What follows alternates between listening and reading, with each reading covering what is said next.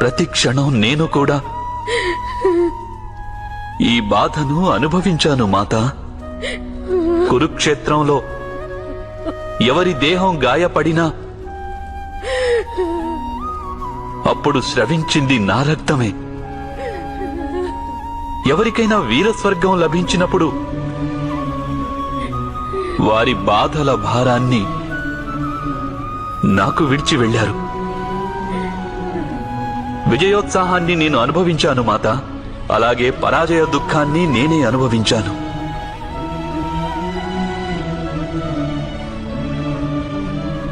నేనే మీకు శత్రువును మాత, కానీ మీ మిత్రుడిని కూడా నేనే, మీకు పుత్రుణ్ణి కూడా నేనే. నేనే ఎంతో కఠినంగా అశ్వత్థామను శపించాను. కాని మాత, నేనే ఆ శాపాన్ని అనుభవిస్తున్నాను. దుర్యోధనుణ్ణి భీముడు గాయపరిచినప్పుడు బాధతో ఆర్తనాదం చేసింది నేనే.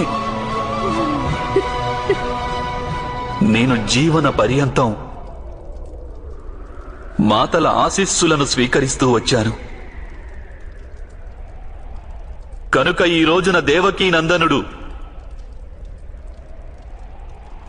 ఈ మాత శాపాన్ని కూడా స్వీకరిస్తున్నాడు.